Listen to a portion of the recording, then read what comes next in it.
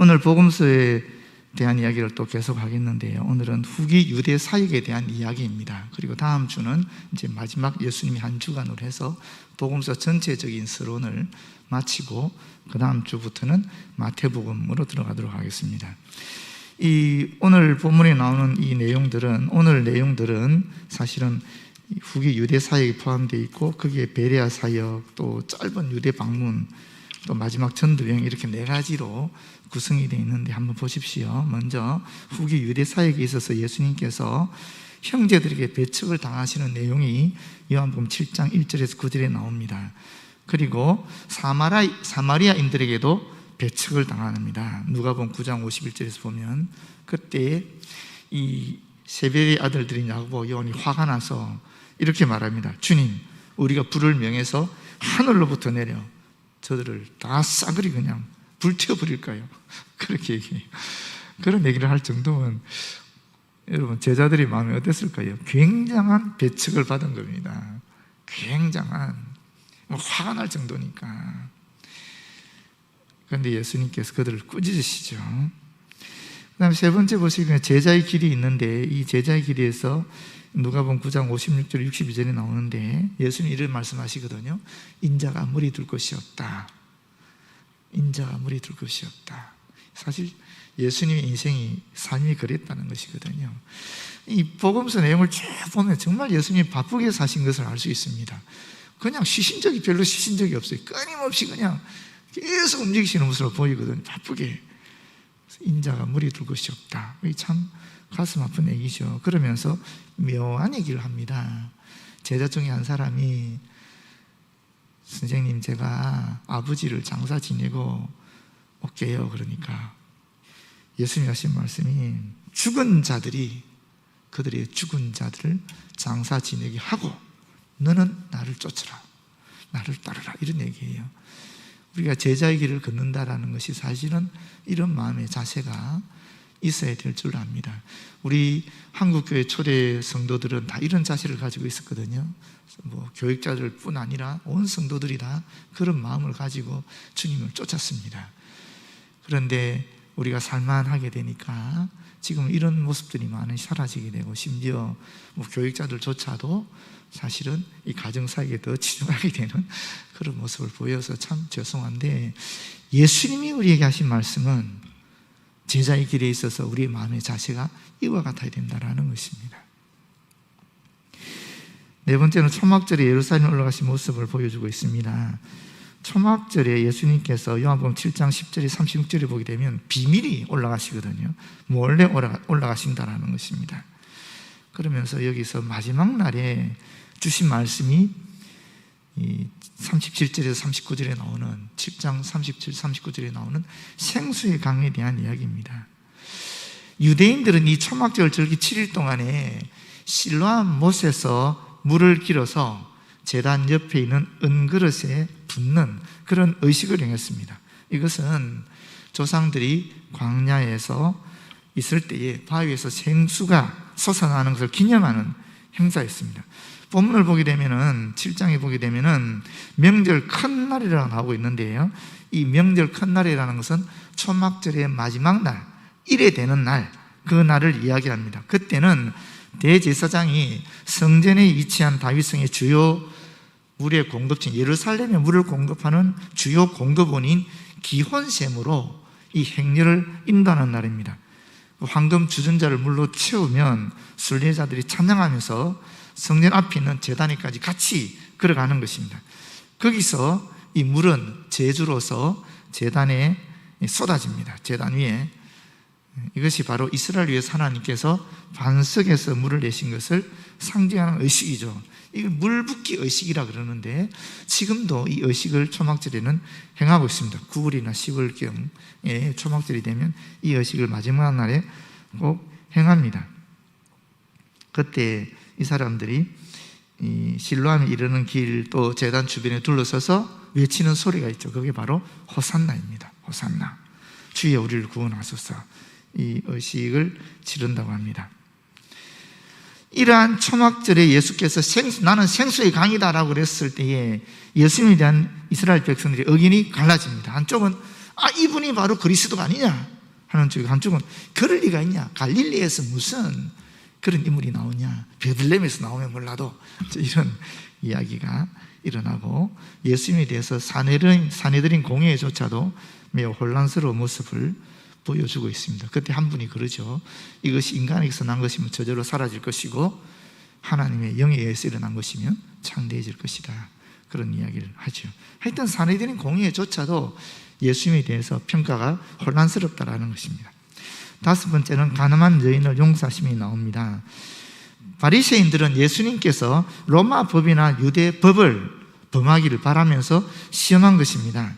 만약에 이 여인을 풀어주면 이 여인에 대한 죄를 예수님이 묵과하시는 것이 되기 때문에 유대법을 어기는 것이 되고, 만약에 예수님께서 이 여인을 유대법대로 돌로 쳐라 그러면은 살인 권리는 유대인들에게 없었기 때문에 그 당시 로마법에 위배가 되는 것입니다.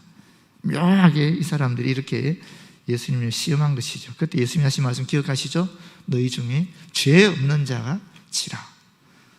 그때 그 당시만 해도 사람들이 양심이 있어서 다 물러가지요. 만약에 오늘날 죄 없는 자가 돌로 치라 그러면 아마 그 여인은 죽었을 거예요. 지금 우리 시대에 만약에 그렇게 했다면은 내로남불의 시대 아닙니까?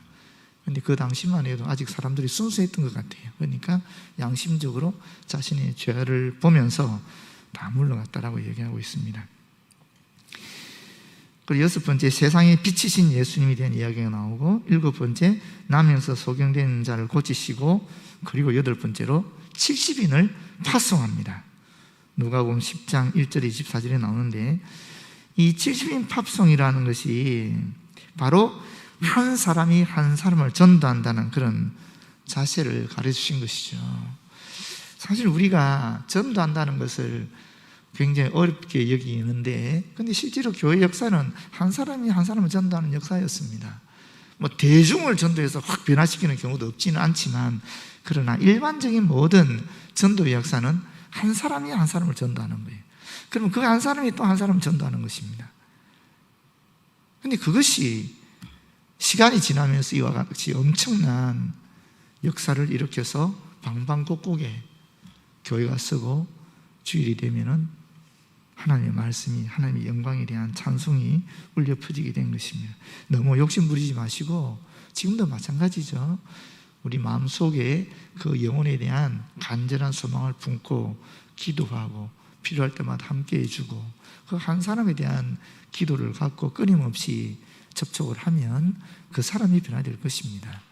그 한 사람만 변화시켜도, 그 한 사람만 구원받게 해도 주님이 말씀하신 것처럼 이 천지보다 귀한 한 생명을 구하는 것이니까 위대한 일을 하는 것이라고 할 수 있습니다. 중요한 것은 뭐냐면은, 이 전도는 내가 할 일이 아니다 하는 그런 자각이 없어야 된다는 것이죠. 그런 인식이 없어야 된다는 것이죠. 전도는 훈련받은 사람이 하는 것이다, 내 사명이 아니다는 그게 문제인 거죠. 전도는 누구나 해야 되는 것이고, 누구나 할 수 있는 것이고, 누구든지 마음에 간절히 품으면 하나님의 영이 우리에게 지혜롭게 할 수 있는 방법을 케이스 바이 케이스로 방법을 가르쳐 주실 거라는 것입니다. 중요한 것은 해야 된다는 거죠. 주님도 그렇게 파송시켰다라는 것입니다.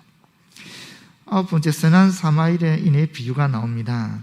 이 선한 사마리아인의 비유가 나오게 된 배경을 먼저 아셔야 되는데, 이 배경은 바로 영생을 얻는 길에 대한 질문이었습니다. 선한 사마리아인의 비유는 영생을 얻기 위한 질문에 나온 비유라는 것입니다.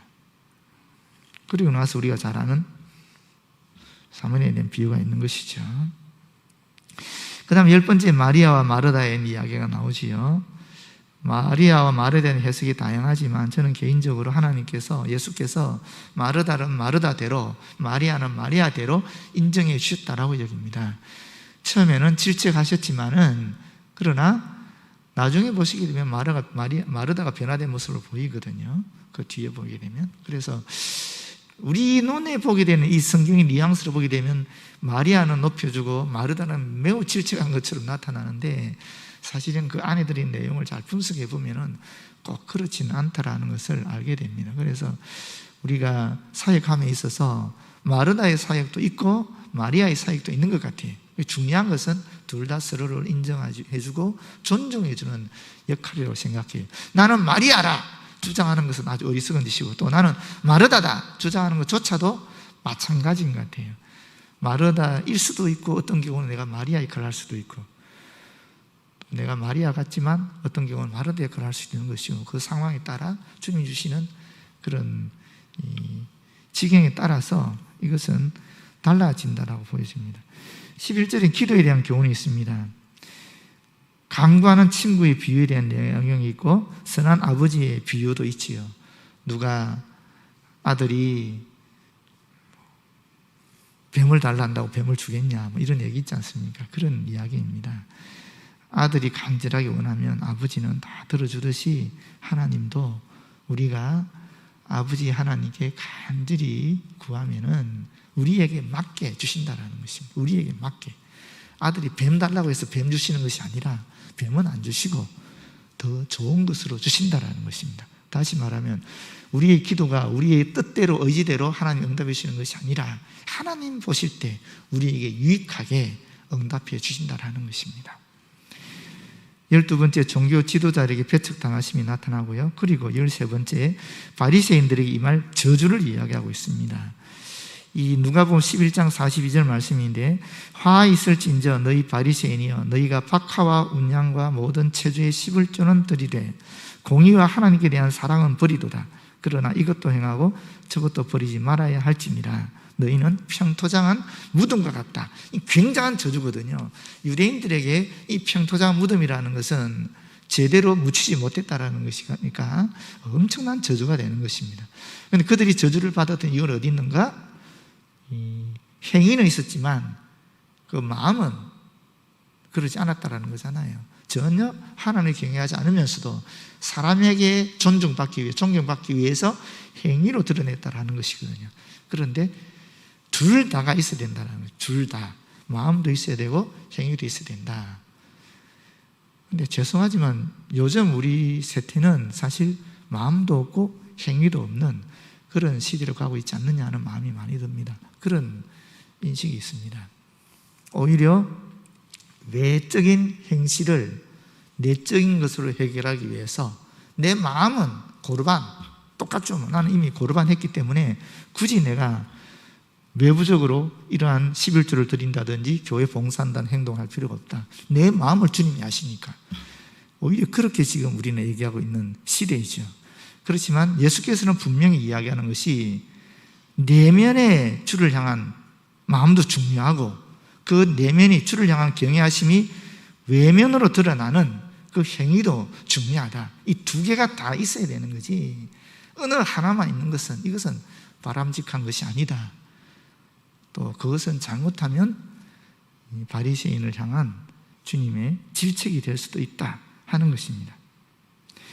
16번째 보게 되면 욕심과 염려를 버리라라고 이야기합니다. 누가복음 12장 13절에 34절에 그러면서 어리석은 부자의 비유를 들면서 상과 모든 탐심을 물리치라라고 말씀하시죠. 사람의 생명이 그 소유에 넉넉한 데 있지 아니하기 때문에 그렇다라고 말씀하십니다. 그 다음에 청정에 대한 교훈이 나타나고 있고요. 또 시대의 징조를 분별하라, 회개하라, 열매 맺지 않는 무화과 나무의 비유, 안식일에 꼬부라진 여인을 고치시는 내용이 나옵니다. 그리고 선한 목자의 교훈이 요한복음 10장 1절에서 21절에 나오는데, 이 선한 목자가 누군가? 양들을 위하여 목숨을 버리는 자가 선한 목자고, 양들을 위하여 자기 이속을 챙기는 것은 싹군 목자다, 이렇게 얘기하지요. 일단 교육자의 목회자인 저희한테 제일 주님이 크게 다가와서 말씀하시는 것 아니겠습니까? 과연 제가 여러분들을 위해서 목숨을 바칠 수 있느냐? 그런 문제거든요. 거기에 대해 주님 앞에 죄송스러울 뿐이지요. 그런데 그건 저만 그런 것이 아니고 우리 교육자만 그런 것이 아니고 여러분 또한, 여러분들은 누구의 목자입니까? 다 있지요. 가정의 목자일 수도 있고 목원의 목자일 수도 있고, 심지어 죄송하지만 여러분들은 믿지 아니하는 사람들의 목자일 수 있는 것이요. 믿지 아니하는 사람들, 불신자를 위해서 하나님께서 부르신 종들이 바로 우리 그리스도인들이잖아요. 그렇기 때문에 결코 여러분 또한 이 문제에서 자유롭지 못하다는 것입니다.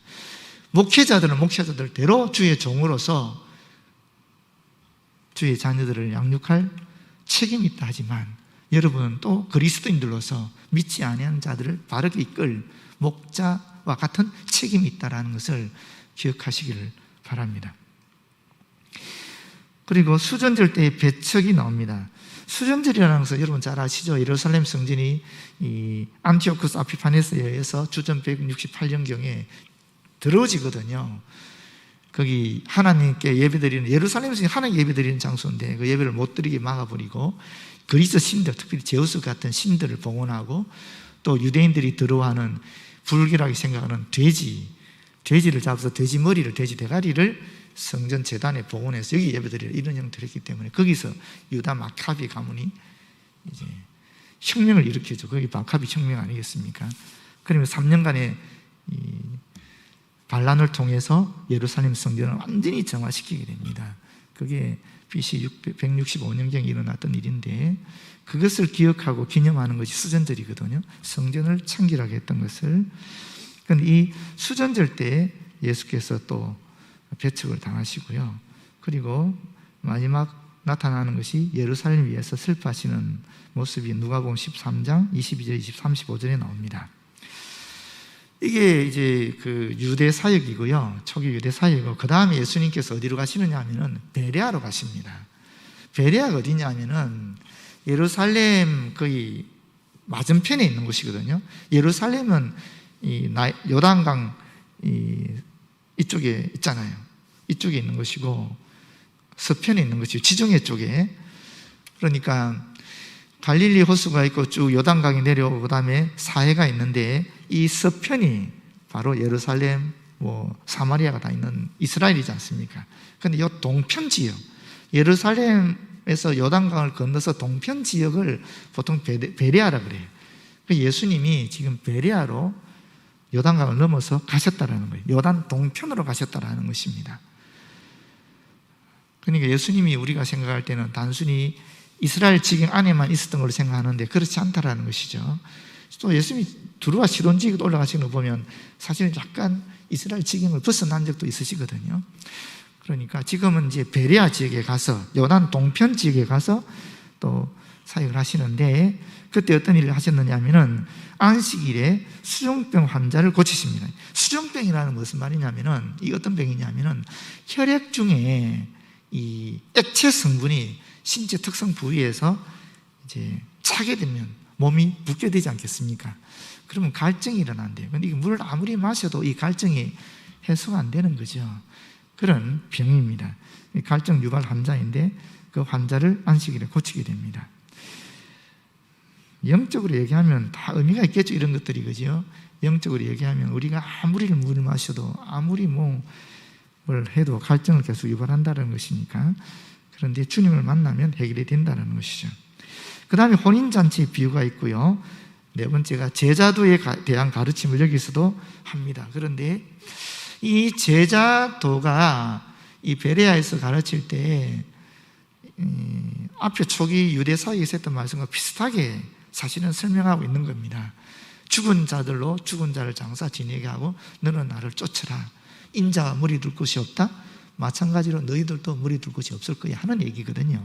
그런데 이 베레아 쪽에서는 뭐라고 말씀하시냐면 누가복음 14장 25절에서 35절에 나오는데 제자도에 따르는 대가를 이야기하는 것입니다. 예수 그리스도를 쫓는 대가가 무엇인가? 예수를 쫓는 데는 대가가 필요하다라는 거예요. 그게 바로 부모나 처자나 형제나 자매나 자기 목숨까지 미워하고 자기 십자가를 지어야 된다라는 것입니다. 그렇게 하면 어떻게 되느냐? 사실은 부모나 처자나 형제나 자기 목숨을 버리고 쫓았는데 그렇게 하면 오히려 사도행전 16장 31절에 나오잖아요. 역설적으로 나와 내 집이 구원을 얻는 역사가 일어나는 것입니다. 희한한 일이지 않습니까? 나는 오히려 주를 위해서 우리 부모나 형제나 자매나 내 집을 버린 거거든요.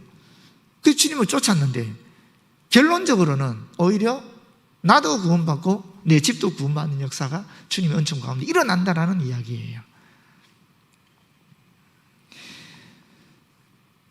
그 다음에 망대의 비유가 있고요, 전쟁하는 왕의 비유도 있고, 맛을 잃은 소금의 비유도 이 제자두에서 이야기합니다.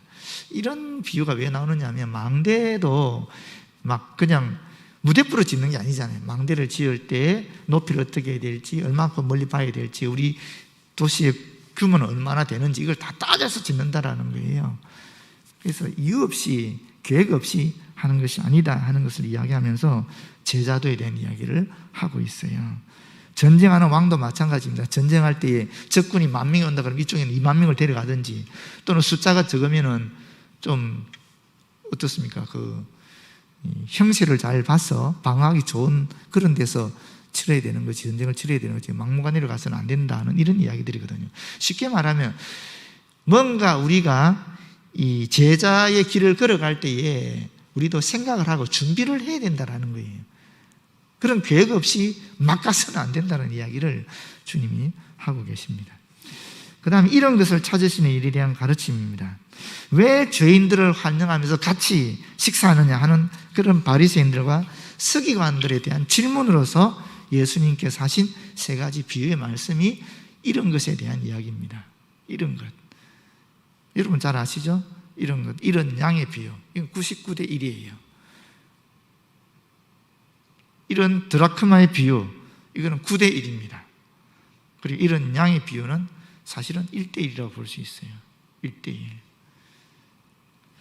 단 한 명의 죄인이 회복되는 것에 대해서 하나님께서는 너무나 기뻐하신다 하는 것을 우리에게 보여주고 있는 것입니다. 그렇기 때문에 한 사람에 대한 전도, 한 영혼에 대한 관심이라는 것이 너무나 소중하고 귀하다라는 것입니다.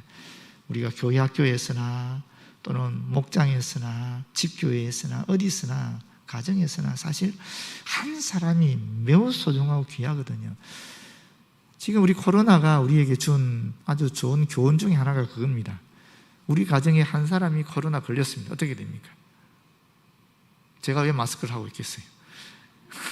코로나로 한 사람이 딱 걸리게 되면 전원이 다, 가족 전체가 다 자가격리입니다.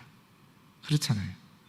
그것을 우리에게 가르치고 있는 거죠. 한 사람이 가정 전체를 좌우하는 것입니다. 우리 대통령 선거도 마찬가지죠.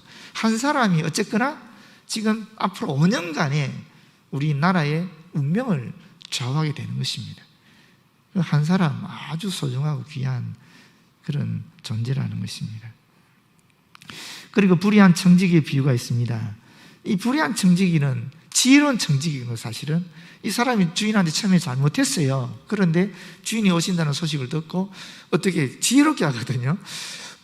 쉽게 말해서 100만 원 빚진 사람한테 가서, 야, 너 내가 고쳐 줄게, 너 50만 원만 빌린 걸 해라.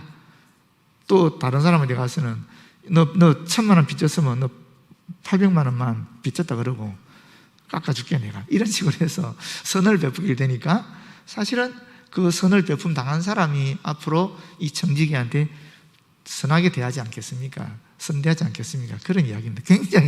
굉장히 나쁜 청지기잖아요. 그런데 예수님이 그 나쁜 청지기를 칭찬하는 거예요. 왜 그렇게 했습니까? 여러분, 왜 그런 것 같습니까? 사실 이게 법적으로 보면은 나쁜 거거든요. 100만 원 빚진 사람한테 지가 가서 너 50만 원 빚진 거로 내가 해줄게 해서 이 장부 조작하는 거거든요. 그런데 그걸 예수님이 칭찬하세요. 아이러니 아닙니까? 이해할 수 없는 일이죠. 왜 그런 것 같습니까, 여러분?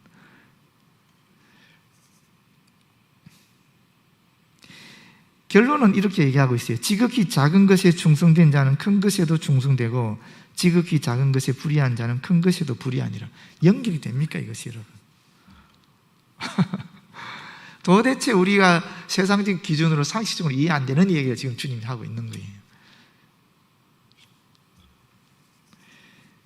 곰곰이 한번 생각해 보십시오. 저도 왜 그런지 잘 모르겠어요, 솔직히. 근데 제가 해석하기로는, 제가 파악하기로는 이게 어떤 용서의 문제로 파악하니까 좀 이해는 쉽더라고요. 그런데 아마 이 용서에 대한 문제 이외에도 상당히 이 본문은 해석할 거리들이 많은 것 같아요. 언제가 기회되면 제가 주일날 설교를 하든지 할 생각이에요. 하여튼 여러분도 한번 생각해 보십시오. 세상적 가치만은 도저히 이해 안 되는 얘기거든요, 이것이. 그런데 주님은 이러한 불의한 청지기를 칭찬하고 있다는 것입니다. 세상에서 살아갈 때 지혜롭게 살아라. 이것도 너무 이상한 해석이고 저도 아직 못 풀었어요. 이 문제는 여러분께서 이 문제를 풀 수 있으면 저한테 좀 알려주시면 좋겠어요. 그리고 이 문제를 풀게 되면 제가 한번 설교를 하도록 하겠습니다. 그 다음에는 바리새인들에 대한 경고가 있습니다. 이 경고의 결론은 너희는 하나님과 재물을 겸하여 섬길 수 없다 하는 내용입니다. 이 바리새인들이 사실은 재물을 추구했다라는 것이죠. 그리고 부자와 나사로의 비유가 있습니다. 죽음 이후에도 축복과 고통이 존재하는 것을 분명히 가르쳐주는 말씀이죠. 죽자마자 사실 거지 나사로에게 의식이 있었다는 것이고 또 부자도 의식이 있는 것으로 나오거든요. 그러니까 죽음 이후에 영혼이 잠자는 것이거나 어떤 그런 상태는 아니지 않겠느냐 하는 이야기를 하는 것입니다. 그리고 또 여기서 중요한 것은 죽고 나면은 운명을 되살릴 수 없다, 되돌릴 수 없다라는 것입니다. 연옥이나 죽음 후에 구원을 받을 수 있는 또 다른 그런 기회는 없다라는 것입니다. 누구든지 죽음 이후에는 구원을 얻을 수도 잃어버릴 수도 없고 이 세상에 사는 동안 내린 결정이 사실은 결정적이라는 것입니다. 영원히 가는 것이라는 것입니다. 그래서 이 땅에서 우리가 주님을 영접하는 것이 그만큼 소중하고 귀한 것이고 그렇기 때문에 우리 형제나 부모나 자매들에게 반드시 그의 생명이 떠나기 전에 전도해야 되는 것이기도 합니다. 사실 하나님의 말씀을 대신할 어떤 표징도 구해서는 안 된다는 내용도 납니다. 왜냐하면 이 부자가 얘기하잖아요. 뭐라 그러면 이 부자가 말하기를 당신이 아니면 거지 나사로를 좀 보내주라 내 형제들에게. 그러면 그들이 나사로의 말을 들을 것이다. 그래서 이와 같이 불타는 이 지옥에 오지 않게 해주고 나사로처럼 천국에서 살 수 있도록 해주라 이런 얘기 하잖아요. 그때 아브라함이 그러잖아요. 하나님 말씀을 주의 종들을 통해서 듣지 아니하면 그 어떤 역사가 일어나도 안 듣는다. 이 하나님 말씀보다 더 중요한 것이 없다라는 이야기를 분명히 하고 있는 것입니다. 그리고 형제를 실족케 하는 죄가 어떤 것인지 말씀하시고 서로 용서하라 그러시고 겨자씨만한 믿음을 말씀하시고 그리고 결론적으로 마지막으로 베레아에서 종의 의무에 대한 이야기를 누가복음 17장 7절에 10절에 하십니다. 마땅히 해야 할 일에 대해서 우리는 특별한 보상을 기대해서는 안 된다라는 것이죠. 이와 같이 너희도 명령받은 것을 다 행한 후에 이르기를 우리는 무익한 종이라 우리가 하여야 할 일을 한 것뿐이라 할지니라. 이것이 결론입니다. 베레아 사역의 총결론입니다.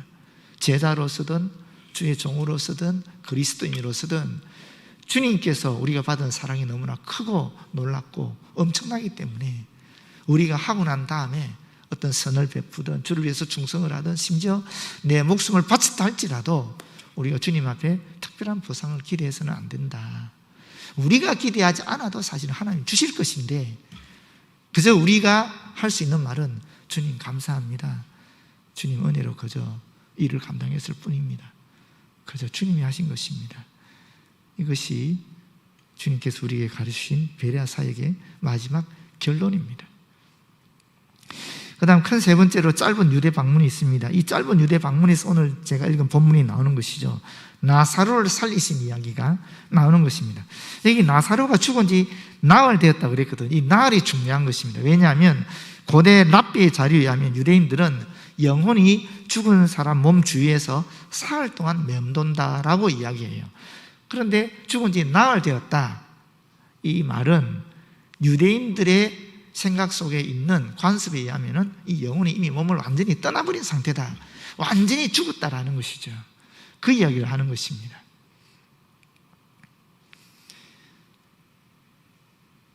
그런데 우리도 좀 그렇지 않습니까? 돌아가시게 되면 사흘 정도는 관뚜껑 안 닫잖아요.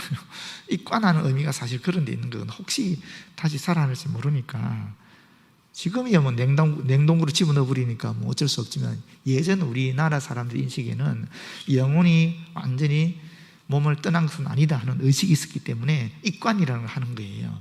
혹시 영혼이 돌아와서 다시 살아날 수 있으니까 그렇게 하거든요. 뭐 불교에서는 49제를 드리는데 그 49제를 지내는 이유도 여기 있는 것입니다. 영혼이 불교 신자들은 49일 동안 이 이 땅에 거한다고 봐요. 그래서 뭐 심판받기 위한 7 왕들을 찾아가고 뭐 이런 해서 77이 49에서 49제가 나오는데, 근데 하여튼 그런 생각들이 있는 것 같아요. 영혼이 몸을 떠나서 완전히 사라지는 것이 아니라 며칠 동안 머무는 것이 아니냐는 그런 생각들이 고대인들도 있었고 동양 사람이나 서양 사람이나 다 그런 생각들이 있었던 것 같아요. 여기서 말하는 것은 하여튼 나사로가 완전히 죽었다라는 것입니다. 죽었다는 사실을 정확하게 알려주는 게 나흘이라는 표현입니다. 예수님이 사실은 나사로가 아프다는 얘기를 이미 들었잖아요. 베다니인가 예루살렘에 들었잖아요. 사실 그 3km밖에 안 되는데 그 소식을 듣고 얼마든지 빨리 달려가서 아픈 상태에 있는, 질병에 죽지 않고 살아있는 상태에 그 나사로를 살릴 수 있었거든요. 고칠 수 있었거든요. 그럼에도 불구하고 예수님이 미적거리거든요. 미적거리다가 나사로가 죽은 지 나흘 만에 거기 가는 거예요. 그 이유가 여기 있는 것입니다. 이 당시 사람들의 관습에 의하면 이 사흘 동안은 아직 영혼이 그 몸 주변에 있으니까 완전히 죽은 것이 아니다라는 그 생각을 예수님께서 하시고 그렇게 하셨다고 볼 수 있는 거죠. 완전히 죽은 자를 예수님께서 완전히 살리신 거예요. 이 오늘 본문에도 보시게 되면 나사로야 나오라 하니까 나왔거든요. 그리고 예수님이 하신 말씀이 풀어놓아 다니게 하라. 사실 이 풀어놓아 다니게라는 말씀 가지고 설교하는 분도 많이 있습니다. 여기 굉장한 의미가 있거든요. 풀어놓아 다니게 하라. 수건으로 동동, 천으로 동동, 이렇게 수족은 배로 동인 채로 얼굴은 수건에 쌓였다고 되어 있잖아요. 우리 온몸이 그냥 다 이렇게 싸매져 있는 상태잖아요. 그게 오늘 저와 여러분의 어쩌면 영적인 상태일 수 있다 하는 것이죠. 우리를 얽매고 있는 것이, 우리를 감싸고 있는 것이 너무 많은 거예요. 주님만 바라보면 되는데 그렇지 않다라는 것입니다.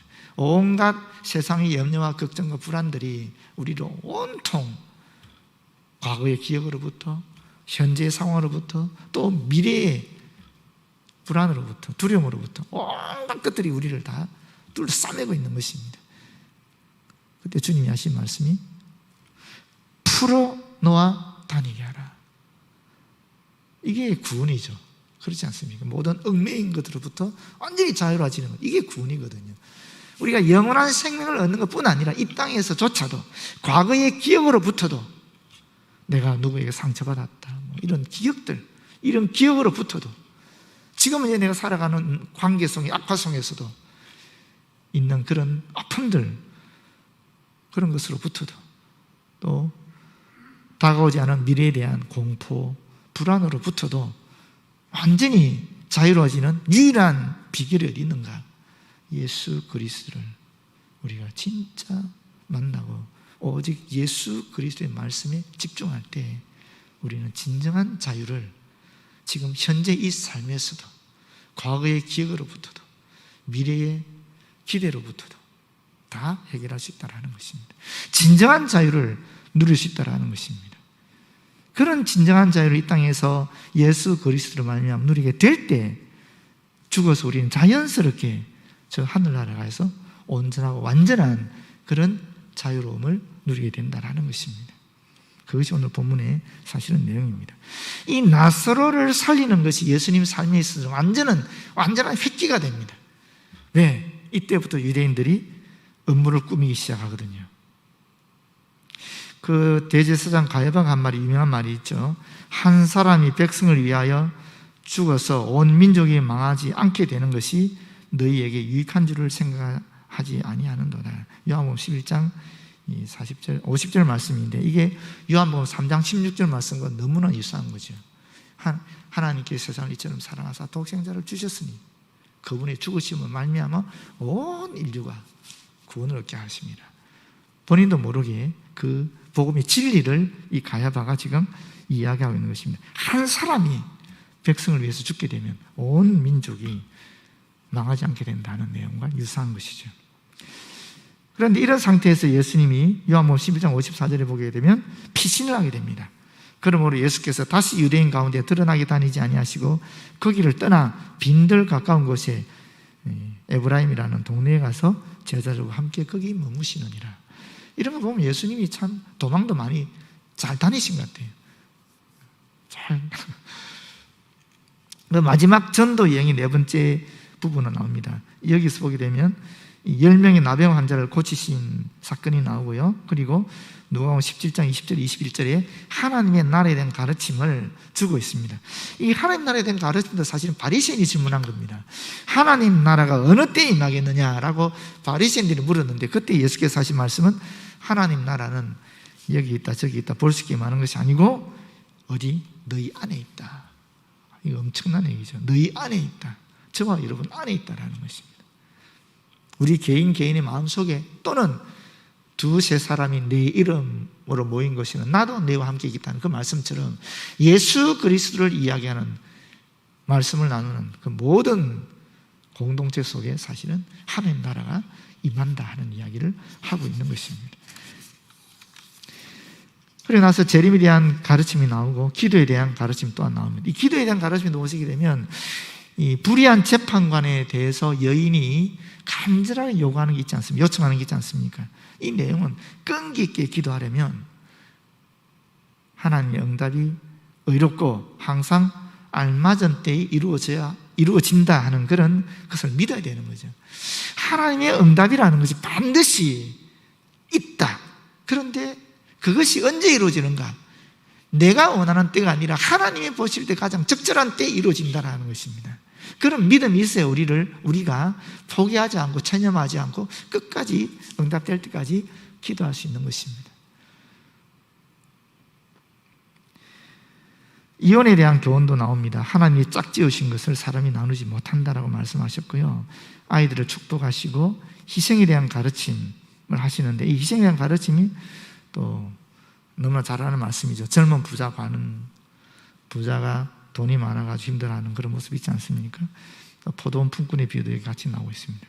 그 다음에 고난에 대한 세 번째 예언이 나오고 야고보와 요한의 요구도 나옵니다. 어떤 본문에는 야고보와 요한의 어머니가 이야기하고 어떤 본문에는 야고보와 요한이 직접 얘기하는 거 보면 아마 그 어머니도 요청했고 그 아들도 요청했는 것 같아요. 그게 뭐냐면 하나는 우편에, 주님 우편에, 하나는 주님 좌편에 앉게 해주십시오 하는 요청이죠. 근데 우리 마음속에 항상 이런 게 있는 것 같아요. 주님의 일을 열심히 충성되게 하지만 항상 내가 앞서려고 하는, 내가 이제 존경받으려고 하는 그런 욕구들이 항상 우리에게 있는데, 이 세베대 아들들인 야고보, 요한이 우리를 대신해서 주님 앞에 이렇게 질문한 거죠. 거기에 대해서 누구든지 높고자 하면 낮아지고 높아지리라 하는 주님이 또 답변이 있는 것입니다. 그리고 소경 바디메오를 고치는 내용이 나오고 삭개오의 군이 나오고 마지막으로 10머나의 비유가 나옵니다. 10머나, 한 머나는 노동자의 3개월 월급인데 로마 화폐로 치면 100데나리온이거든요. 이 이야기가 나옵니다. 그래서 이런 오늘 본문 전체를 통해서 보게 되면 우리가 다시 한번 확인할 수 있는 것이 참 예수님께서 바쁘시게 살았구나, 그리고 지혜롭게 사셨구나 하는 것을 살펴볼 수 있고요. 또 저는 오늘 본문 말씀 전체를 쭉 준비하면서 가장 깊이 저한테 들어왔던 것은 그런 것입니다. 진짜 무익한 종이란 말이 그렇게 가슴에 박힐 수가 없어요. 무익한 종입니다. 근데 저도 사람인지라 이렇게 열심히 충성하고 섬기다 보면 칭찬받기 원하는 마음도 있고요. 좋은 이야기 듣고 싶어하는 마음이 있지 않겠습니까? 근데 비난하는 말 들을 때 의기소침해지고 진짜 좀 이렇게 되거든요. 근데 사실 그건 지극히 당연한 일인데, 우리가 사실 예수님이 보시면 계속 배척당하고 요거도 먹고 나중에 죽기까지 가는 거니까 사실 제자의 길은 그거거든요. 제자가 영광 받으려고 하는 길이 아니거든요. 사실은 제자들이 가는 길은 주님의 뒤를 쫓는 길이니까 요거도 먹는 게 지극히 당연하고 배척당하는 게 지극히 당연하고 그렇지 않습니까?